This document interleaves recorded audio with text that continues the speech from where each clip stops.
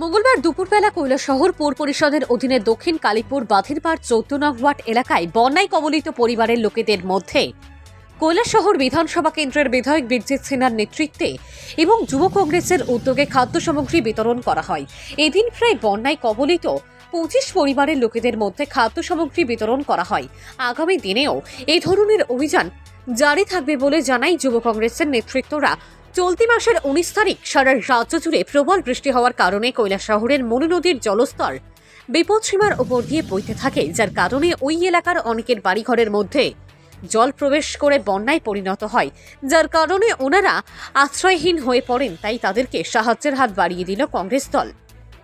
এদিনের এই কর্মসূচিতে উপস্থিত ছিলেন ঊনকোটি জেলা যুব কংগ্রেসের সভাপতি দেবাংশু দাস, যুব কংগ্রেসের সক্রিয় কর্মী অভিজিৎ শীল থেকে শুরু করে যুব কংগ্রেসের অন্যান্য নেতৃত্বরা উপস্থিত ছিলেন। এদিনের এই কর্মসূচি নিয়ে সংবাদ মাধ্যমকে বিস্তারিত জানায় ঊনকোটি জেলা যুব কংগ্রেসের সভাপতি দেবাংশু দাস।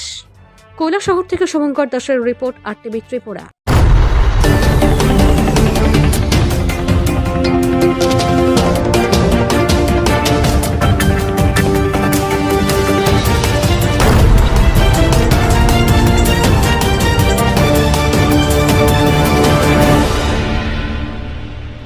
বলেন আজকের এই কর্মসূচি জানিয়ে। কর্মসূচি কিছু না, ওইটা ওই আপনারা ওই বন্যা কবলিত মানুষ যাদের ঘরে মানে মাটির চুলায় যারা রান্না করে, গ্যাস তো আছে কিন্তু গ্যাসের যে দাম সবাই তো কিনতে পারেন না, যাদের ঘরে মাটির চুলা, ওরা মাটির চুলা ডুবে গেছে, ওদের খুব কষ্ট হয় রান্না বান্না করতে। আমার কাছে খবর গেছে, ওই খবর অনুসারে যে পরিবারগুলির নাম দিয়েছে 25 পরিবার থেকে আজকে জন্মাষ্টমীর দিন বীরজিৎ সিনহার নেতৃত্বে যুব কংগ্রেসের পক্ষে আজকে একটু খিচুড়ি খাওয়ার জন্য ব্যবস্থা করলাম।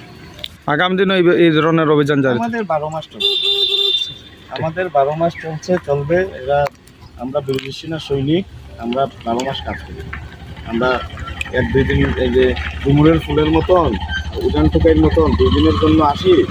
আমার নিজের এলাকার যদি আমি ঠিকভাবে পরিচিতি করতে পারলাম না, অন্য এলাকায় যে কি পরিচিতি করলাম পর্যন্ত আমরা 12 মাসই থাকি। ধন্যবাদ। আপনি বাড়ি যাও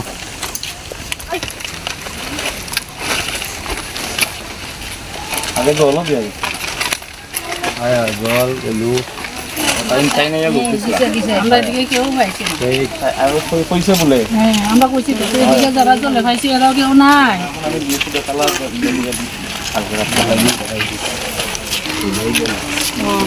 লাইন